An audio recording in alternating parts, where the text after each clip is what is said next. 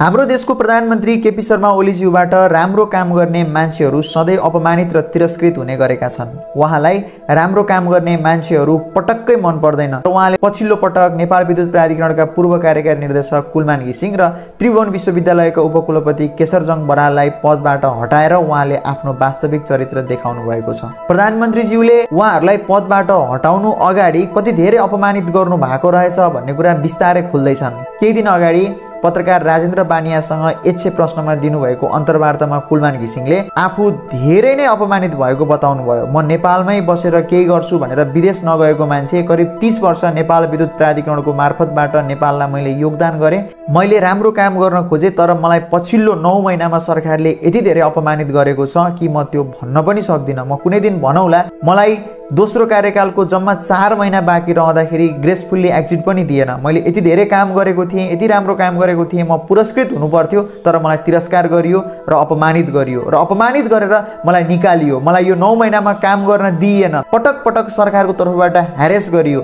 यसरी उहाँलाई धेरै नै अपमानित गरिएको रहेछ। त्यति बेला अन्त्यमा उहाँलाई निकालियो। ल हेर्नुस् त, कुलमान घिसिङ जसले विद्युत प्राधिकरण 34 अर्ब खुद घाटामा थियो, त्यसलाई आफूले 7 वर्ष नेतृत्व गरेर 48 अर्ब खुद नाफामा लगे। नेपाल दैनिक 18 घण्टे लोड सेडिङबाट गुज्रिएको थियो। हामी अँध्यारोमा बसेका थियौँ। त्यो लोड सेडिङलाई अन्त्य गरेर नेपाललाई उज्यालो बनाए। जम्मा 58% विद्युतीकरण रहेको नेपालमा कुलमान घिसिङ आएपछि 79% विद्युतीकरण भयो। नेपालले इतिहासमै पहिलोपटक भारत र बङ्गलादेश जस्ता देशहरूमा अरबौंको विद्युत निर्यात गर्न सुरु गर्यो, जसले गर्दा उनले समृद्ध राष्ट्र बनाउनको लागि धेरै नै योगदान गरे। विद्युत प्राधिकरणको जम्मा 2 खर्ब रहेको सम्पत्ति करिब 6 खर्बको कुलमान घिसिङले नै बनाए। यति धेरै योगदान गरेको कुलमान घिसिङलाई किन यति धेरै अपमानित गरेर निकाल्नु पर्थ्यो र 4 महिनापछि त उनी स्वतः अवकाश प्राप्त भएर जान्थे। तर पनि सरकारले अपमानित गरेर यति धेरै योगदान गरेको कुलमान घिसिङलाई निकालेको छ। आखिर लोड सेडिङ मुक्त गर्नु, विद्युत प्राधिकरणलाई अरबौं फाइदामा लानु,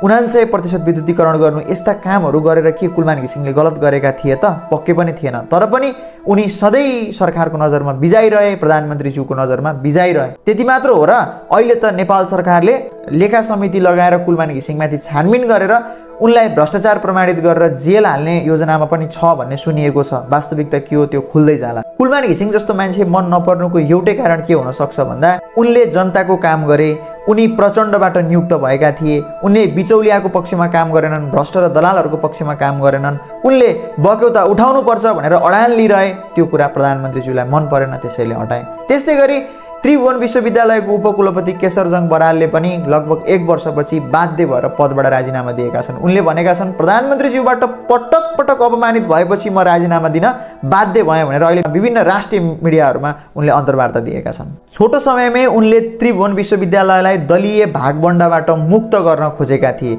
उनैको पालामा त्रिभुवन विश्वविद्यालयमा मेरिटोक्रेसी लागू भएको थियो। त्रिभुवन विश्वविद्यालयका पदाधिकारीहरू यसअघि गोजीबाट बाँडचुँड गरेर दलीय भागबण्डामा नियुक्ति हुन्थे, तर यसपालि त्यस्तो हुन पाएन। तैपनि डिन नियुक्तिमा भने त्यो कुरा पूर्ण रूपमा लागू हुन सकेन, किनभने प्रधानमन्त्री केपी शर्मा ओलीदेखि लिएर नेपाली काङ्ग्रेसका नेताहरूसम्मले त्यसमा हस्तक्षेप गरेको कुरा मिडियामा आएको थियो। उनी उपकुलपति बनेपछि शैक्षिक क्यालेन्डर बन्यो, परीक्षा तालिका र नतिजाहरू पनि ट्र्याकमा आयो, समयमै रिजल्टहरू आउन थालेको थियो। त्यति मात्र हो र अन्तिम वर्षमा 1 वा 2 विषयमा फेल भएकाहरूलाई मौका परीक्षाको व्यवस्था गरेर भए पनि विद्यार्थीमाथि न्यायको सुरुवात पनि उनैको पालामा भएको थियो। 1 वर्षभित्र त्रिभुवन विश्वविद्यालयको जग्गा सम्बन्धी प्रतिवेदन सार्वजनिक भयो, सोभियो निर्वाचन भयो। यस्ता धेरै कामहरू उनको पालामा, उनको नेतृत्वमा सुरु भएको थियो। उनले राम्रो गर्दै थिए। तर 2081 मङ्सिरको 27 गते त्रिवीको सभा हलमा भएको बैठकमा बवाल मच्चियो। उपकुलपति केशरजङ बराललाई एउटा कर्मचारीले थुनिदिए, पछि प्रहरी आएर उनको उद्धार गर्यो।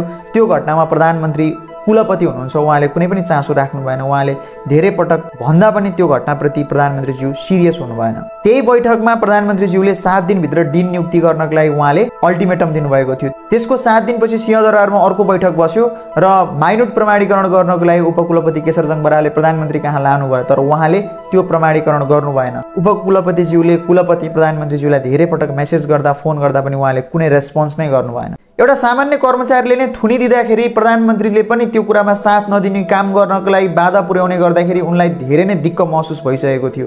यी कुराहरूबाट उनी आजित भइसकेका थिए। नीति तथा कार्यक्रम पास गर्नलाई प्रधानमन्त्रीले सहायता गर्नु भएन, उल्टो प्रधानमन्त्रीले त्रिवीको नीति तथा कार्यक्रम रोकिदिनु भयो। त्यो कारणले गर्दाखेरि उपकुलपतिलाई हेपिएको महसुस भयो। पटक पटक सिंहदरबार धाउँदा पनि काम भएन।